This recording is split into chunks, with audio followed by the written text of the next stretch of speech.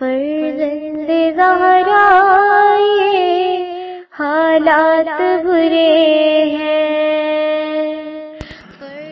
کاشانۂ بصیرت ایک ایسا مکمل یوٹیوب چینل جس پر محروم بصارت کے لیے بالخصوص اور تمام افراد کے لیے بالعموم سینکڑوں کی تعداد میں اسلامی کتب دستیاب ہیں۔ لہذا گزارش ہے کہ آپ اپنی ذمہ داری نبھاتے ہوئے کاشانۂ بصیرت کو سبسکرائب کرنے کے ساتھ ساتھ بیل آئیکن کو پریس کیجیے تاکہ آپ علم کے حصول کے ساتھ ساتھ مذہب اہل بیت کی اشاعت میں بھی اہم کردار ادا کرتے رہیں۔ کاشانۂ بصیرت، کاشانۂ بصیرت، کاشانۂ بصیرت۔ فرزند زہرا یہ حالات برے ہیں۔ کاشانۂ بصیرت کے سامعین السلام علیکم۔ یہ کتاب سید قمر رضی نقوی ولد سید رضی حسن کے ایصال ثواب کے لیے ریکارڈ کی گئی ہے۔ میری آپ سب سے گزارش ہے کہ ایک سورہ فاتحہ اور 3 دفعہ سورہ توحید اول آخر درود کے ساتھ ان کی روح کے ایصال ثواب کے لیے پڑھ دیجیے۔ وہ ایک نہایت شفیق، ہمدرد، پرہیزگار اور عبادت گزار انسان تھے۔ اللہ تعالیٰ ان کے درجات بلند کرے۔ بسم اللہ الرحمن الرحیم۔ السلام علیکم سامعین، کاشانۂ بصیرت کے یوٹیوب چینل پر میں سیمی زوار ہم اور آپ مل کر پڑھ رہے ہیں کتاب انوار امامت، اور یہ ہے ریڈنگ کا پارٹ نمبر 5۔ یہ میں بتاتی چلوں کہ ہم جہاں پر ہم نے آپ سے اجازت چاہی تھی، یعنی کہ کتاب کے صفحہ نمبر 40 پر، اسی پیج پہ ہم ریڈنگ کا اس نشست میں آغاز کریں گے۔ یہ بھی بتانا ضروری سمجھتی ہوں کہ ہم کیا پڑھ رہے تھے اور اب ہم کیا پڑھیں گے، اور وہ یہ ہے کہ پچھلی نشست میں ہم نے جیسے کہ فصل چہارم میں دلائل پڑھے تھے، مولا علی کے حوالے سے یہاں پر ذکر تھا، اور اس کے بعد یہ لکھا تھا، ہم نے پڑھا کہ خلافت علی علیہ السلام ثابت ہو جانے کے بعد دلائل نقلی جو کہ بے شمار ہیں، ان میں سے چند آیات قرآنی اور چند حدیثیں کہ جن کو مخالف اور موافق سب نے نقل کی ہیں اور کسی کو ان سے انکار نہیں ہے، یہاں پر کچھ نقل کی جاتی ہیں، اور ان کی کل تعداد سامعین 57 ہے۔ ہم نے اب تک پچھلی نشست میں کل 14 آیات کو پڑھ لیا، اور اب آئیے آیت نمبر یہاں پر جو 15 نمبر پہ آیت ہے اس کو مل کر پڑھتے ہیں اور ریڈنگ کا باقاعدہ آغاز کرتے ہیں۔ یہاں پر سورہ رحمان کی آیت نمبر 19، 20، 21، 22 یعنی 19 سے لے کے 22 تک ہے، اور اب اس کو پہلے پڑھ لیتے ہیں اور پھر ترجمہ پڑھیں گے۔ میں سامعین بتاتی چلوں کہ کتاب میں جہاں جہاں عربی لکھی ہے، جو جو آیات ہیں، میں قرآن پاک سامنے لے کے بیٹھتی ہوں تاکہ اگر کہیں وہاں پہ کوئی مس پرنٹ ہو گیا ہو تو کوئی غلطی مجھ سے نہ ہو جائے۔ تو آئیے قرآن پاک سے پڑھتے ہیں۔ بسم اللہ الرحمن الرحیم۔ مرج البحرین یلتقیان بینہما برزخ لا یبغیان فبأی آلاء ربکما تکذبان یخرج منہما اللؤلؤ والمرجان۔ یہاں پر یہ 22 آیت مکمل ہوئی۔ ترجمہ لکھا ہے کہ اس نے 2 دریا بہائے جو مل جاتے ہیں، ان کے درمیان برزخ ہے، تم خدا کی کس کس نعمت کو جھٹلاؤ گے، ان دونوں سے موتی اور مونگے نکلتے ہیں۔ یہ ہم نے ترجمہ پڑھا سورہ رحمان کی آیت 19 سے لے کے 22 تک۔ پھر لکھا ہے کہ اکثر محدثین اہل سنت نے انس بن مالک سے، بالخصوص ثعلبی نے اپنی تفسیر میں، اور حافظ ابو نعیم نے ابن عباس سے نقل کیا ہے کہ بحرین سے مراد فاطمہ اور علی علیہ السلام ہے، برزخ سے رسول اللہ صلی اللہ علیہ وآلہ وسلم، اور لولو و مرجان سے حسن و حسین علیہ السلام مراد ہیں۔ شیخ عز الدین، عین زے پہ بھی تشدید ہے تو ہم اس کو پھر ذرا سا ٹھہر کے پڑھیں گے، شیخ عز الدین عبدالسلام نے اپنے رسالے مدح خلفائے ثلاثہ میں تحریر کیا ہے کہ جب فاطمہ زہرا سلام اللہ علیہا شکم مادر میں تھیں اور خدیجہ کبریٰ سلام اللہ علیہا تنہائی سے گھبراتی تھیں تو فاطمہ سلام اللہ علیہا ہم کلام اور من سے تنہائی بنتی تھیں۔ ایک روز رسول اللہ صلی اللہ علیہ وآلہ وسلم نے دیکھا کہ جناب ختیجہ تنہائی میں کسی سے باتیں کر رہی ہیں۔ فرمایا، اے ختیجہ، یہ کس سے باتیں کر رہی ہو؟ جو لکھا ہے کہ جواب دیا گیا کہ اس بچے سے جو میرے بطن میں ہے۔ رسول خدا صلی اللہ علیہ وآلہ وسلم نے فرمایا کہ ختیجہ، تمہیں بشارت ہو کہ یہ دختر ہے جس کو خدا تعالیٰ نے 11 خلفائے طاہرین کی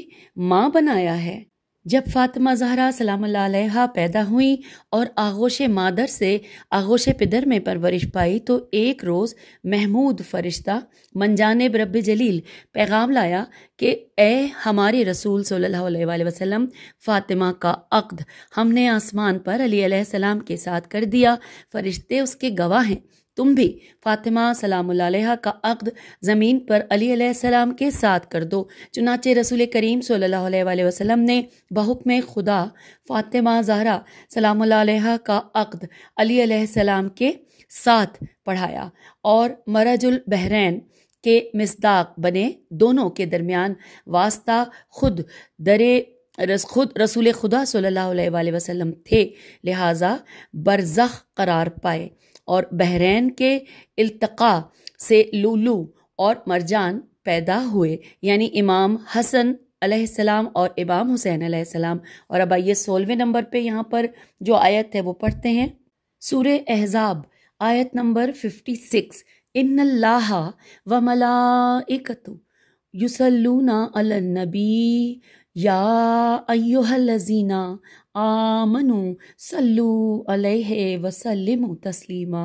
ترجمہ، اللہ اور ملائکہ نبی صلی اللہ علیہ وآلہ وسلم پر درود بھیجتے ہیں، اے ایمان والوں تم بھی درود و سلام بھیجو۔ سورہ احزاب آیت نمبر 56۔ لکھا ہے صحیح مسلم اور صحیح بخاری میں، کعب کاف عین بے کعب ابن اجرا عین جیم رے ہے سے منقول ہے کہ رسول اللہ صلی اللہ علیہ وآلہ وسلم سے سوال کیا گیا تھا کہ آپ پر سلام کرنا تو ہمیں آتا ہے مگر درود بھیجنے کا کیا طریقہ ہے؟ فرمایا نبی اکرم صلی اللہ علیہ وآلہ وسلم نے کہ کہو اللہم صلی علی محمد وآل محمد کما صلیت علی ابراہیم و آل ابراہیم انکا حمید مجید۔ حضور نے فرمایا کہ مجھ پر درود تبرہ نہ بھیجو،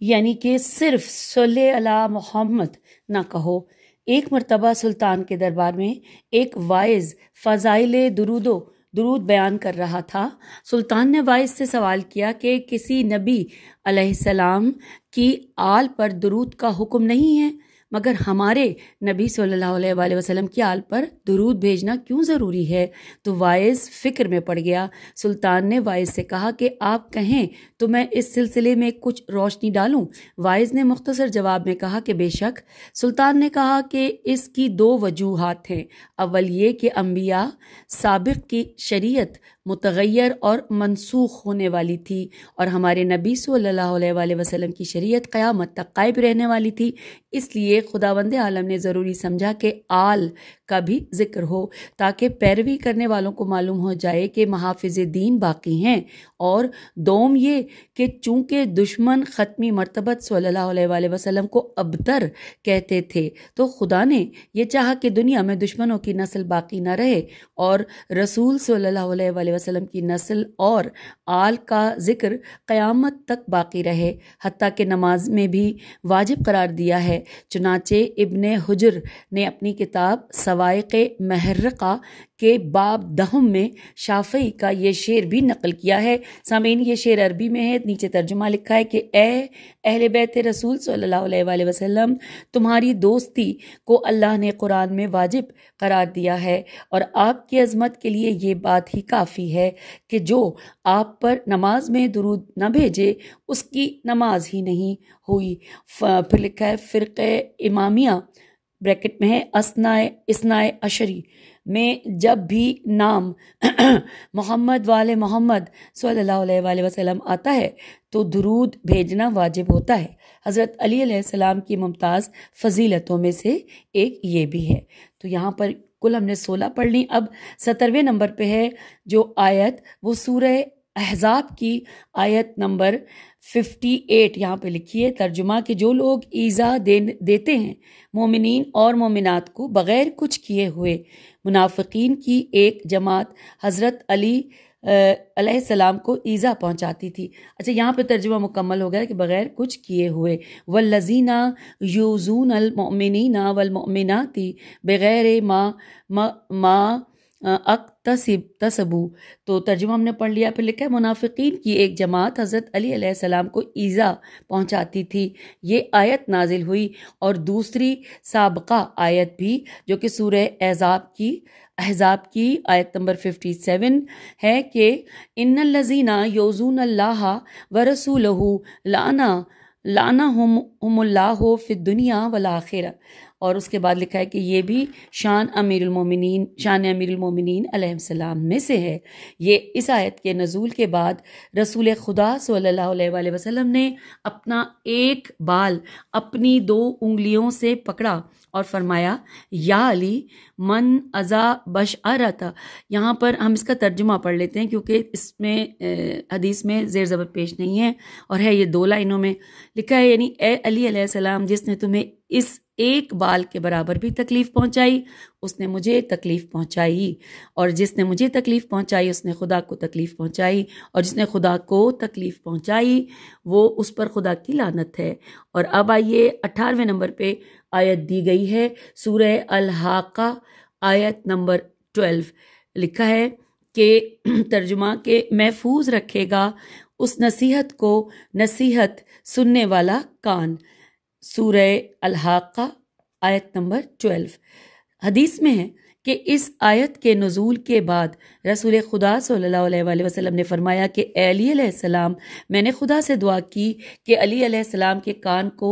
پند پے نون دال کے محفوظ رکھنے والا کان بنا دے کہ جس طرح کہ میرا کان ہے۔ حافظ ابو نعیم نے کتاب حلیت الاولیاء میں خود امیر المومنین علیہ السلام سے نقل کیا ہے کہ آپ نے فرمایا کہ رسول خدا صلی اللہ علیہ وآلہ وسلم نے مجھ کو اپنے سینے بے کینہ سے لگا کر، یہاں پہ سینہ بے کینہ لکھا ہے، سے لگا کر فرمایا کہ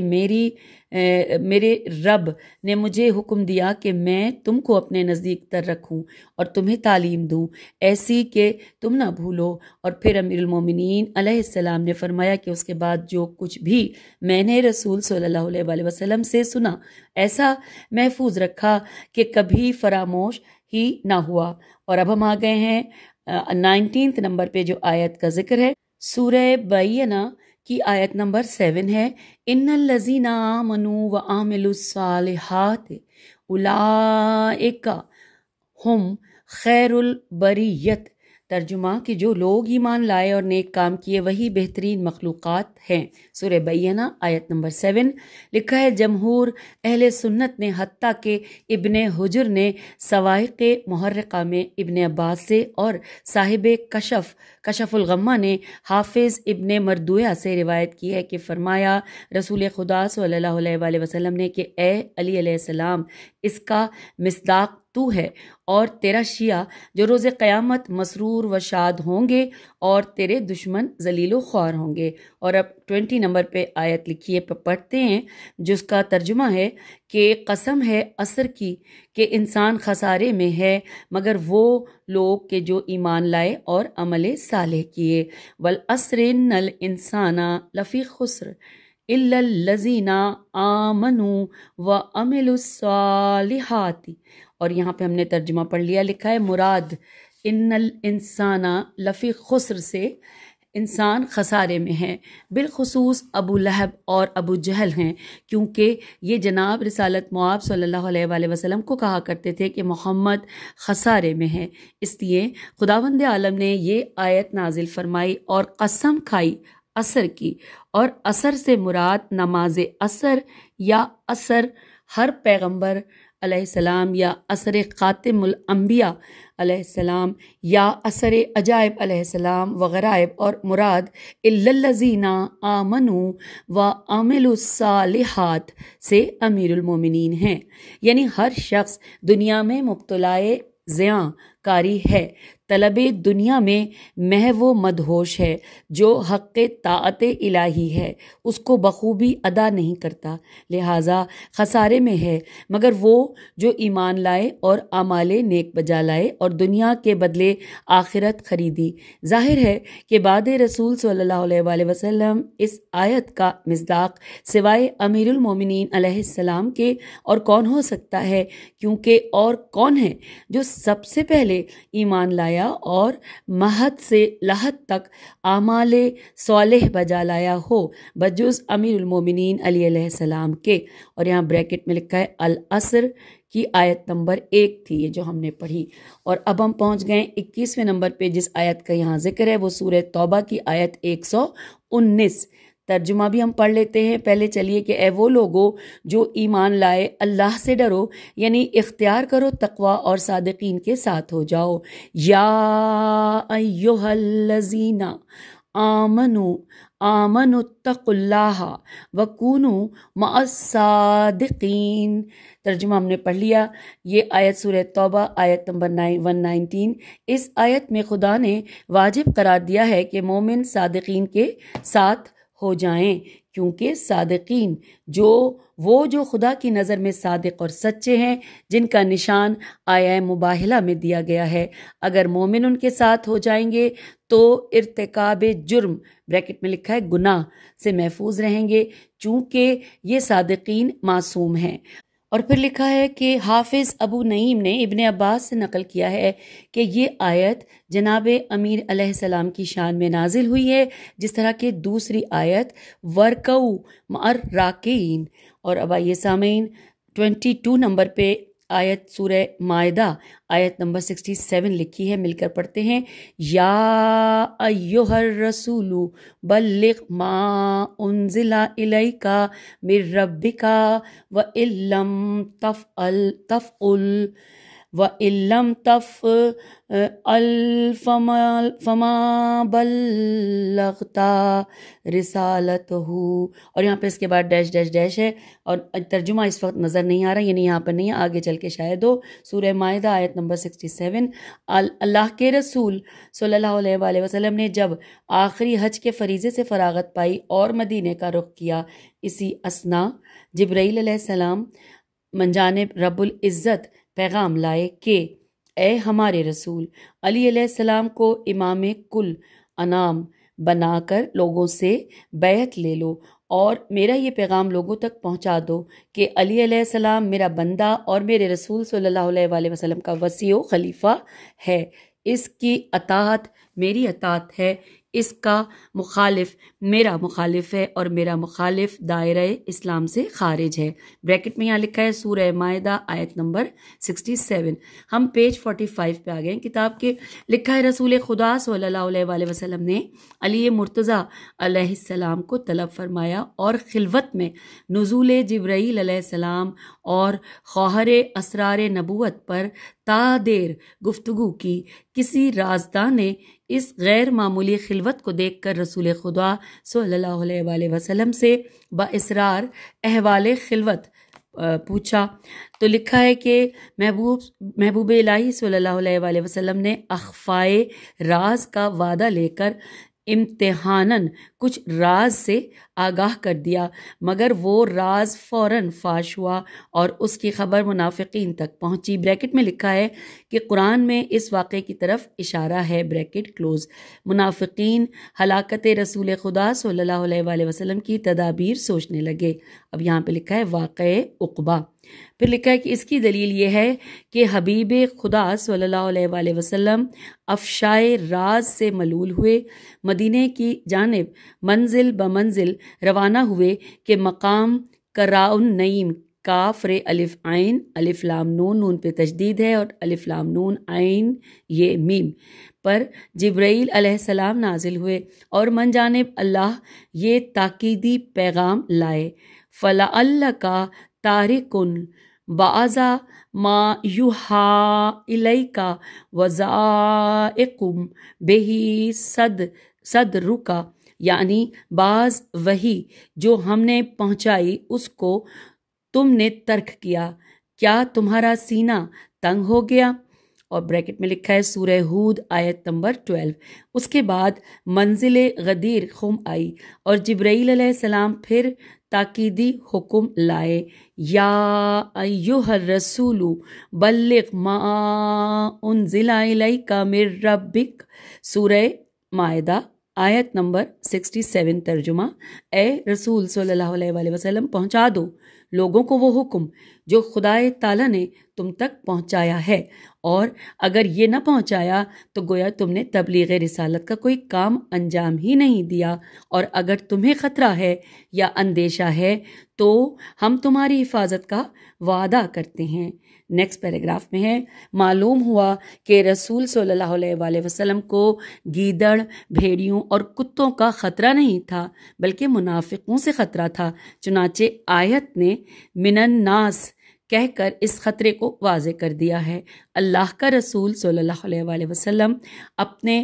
رب کا یہ حکم جلالی سن کر مقام غدیر پر شدت کی گرمی، مقام کی ناہمواری کے باوجود وہیں پر اتر پڑا۔ حکم ہوا جو آگے بڑھ گئے ہیں وہ لوٹیں، جو پیچھے رہ گئے ہیں وہ جلد پہنچیں۔ پالان شتر کا ممبر تیار ہوا، آپ صلی اللہ علیہ وآلہ وسلم ممبر پر تشریف لے گئے اور حمد و ثنائے الہی و مواعظ لامتناہی و حکم خلافت جناب امیر از جانب باری تعالیٰ کے بعد ایک بڑا فصیح و بلیغ خطبہ ارشاد فرمایا، اور اس کے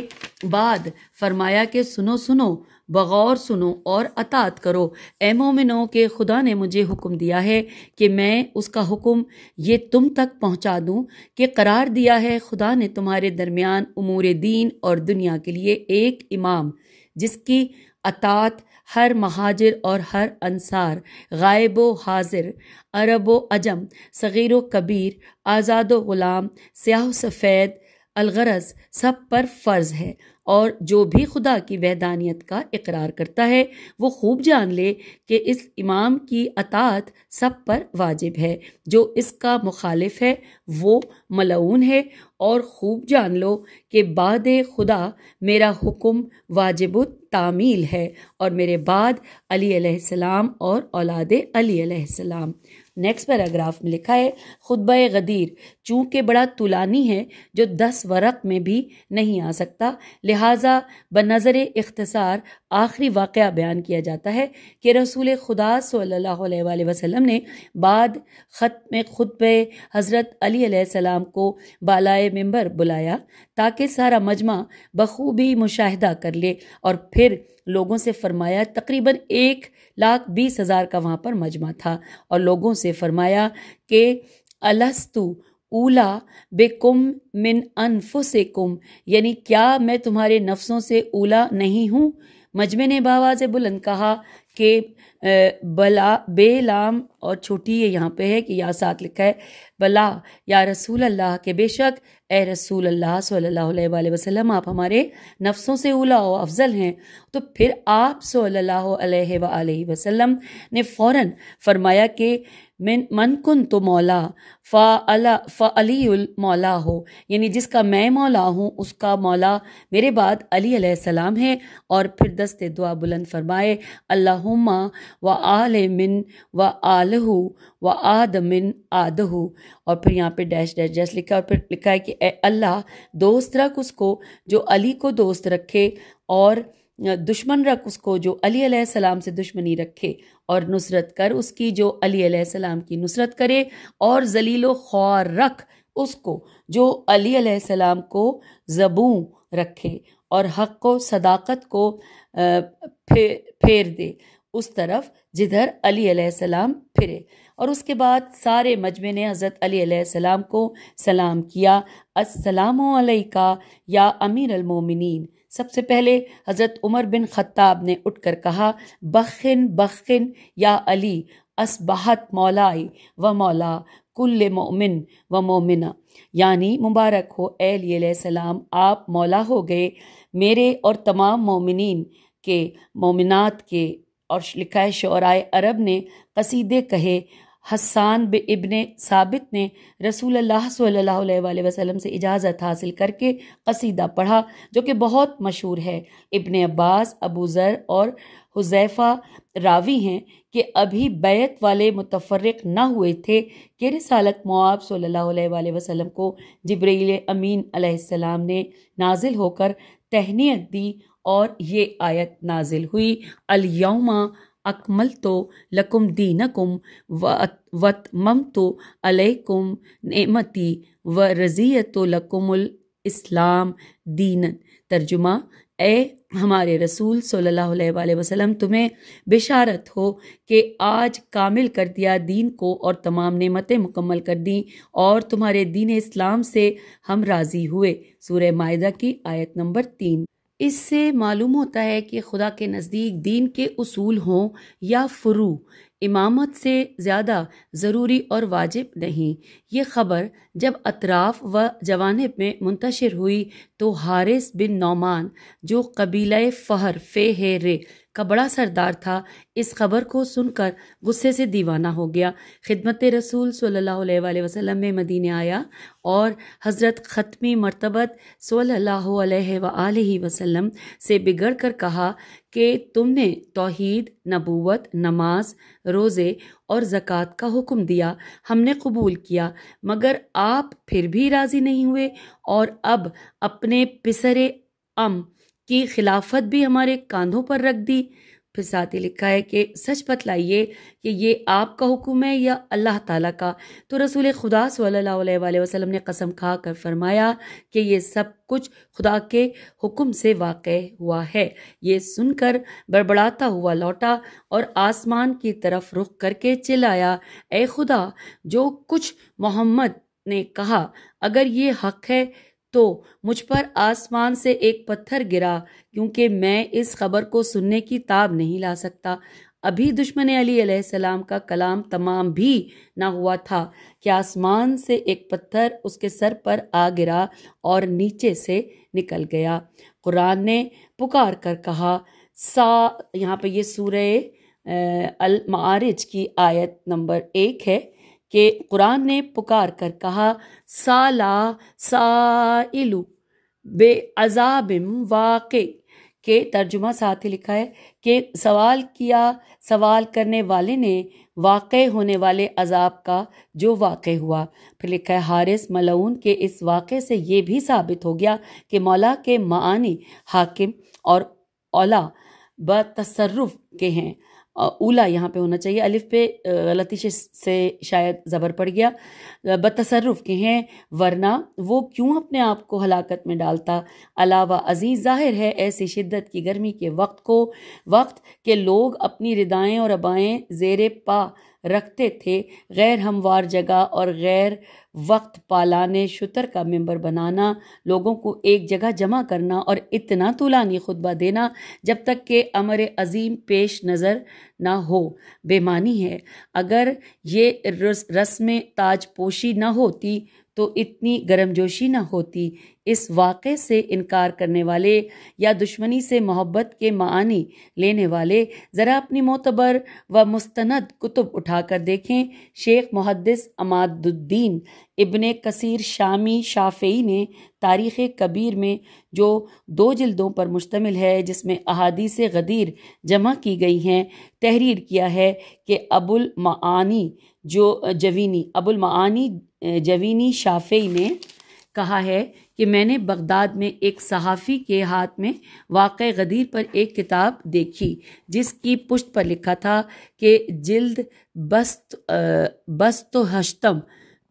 یعنی کہ بریکٹ میں لکھا ہے کہ 28ویں جلد میں حیران رہ گیا۔ ابو علی عطائی ہمدانی لکھتے ہیں کہ میں نے اس حدیث کو 250 طریقے سے نقل کیا ہے۔ شیخ محمد جزری شافعی نے، جو کہ اکابر محدثین اہل سنت سے ہیں، اپنے مشہور رسالے میں حدیث غدیر کو مختلف طریقوں سے ثابت کیا ہے۔ بعض معاندین نے اعتراض کیا ہے کہ رسول خدا صلی اللہ علیہ وسلم نے اتنے اہم پیغام کو اگر واقعی اہم تھا تو ایک غیر معروف ویرانے میں کیوں سنایا؟ مدینے کے روبرو مسجد نبوی صلی اللہ علیہ وآلہ وسلم میں سنانا چاہیے تھا تاکہ کسی کو انکار کا موقع نہ ملتا۔ شیخ عبد الجلیل رازی نے اس کے جواب میں کہا ہے کہ اس دشمن خدا معترض کو یہ اعتراض خدا پر کرنا چاہیے کہ شہر اور بستی کو چھوڑ کر خدا نے حضرت موسیٰ علیہ السلام کو شب تاریک میں سنسان بیابان میں تنہائی کے عالم میں کیوں پکارا۔ اپنے رسول محمد مصطفیٰ صلی اللہ علیہ وآلہ وسلم سے بجائے مکہ، کعبہ اور بنی ہاشم و قریش کے سامنے ایک تنہا مقام کوہ ہرا میں باتیں کیوں کیں؟ جیسے کوئی کار زردیدہ کیا جا رہا ہے۔ اچھا، اس کو یہاں پہ ہجے کرتے کہ جیسے کوئی کار زردیدہ، زال ہے، زال پہ پیش ہے، کار زردیدہ کیا جا رہا ہے۔ اگر تقریر رسالت موسیٰ علیہ السلام بیابان میں اور تقریر رسالت محمد صلی اللہ علیہ وآلہ وسلم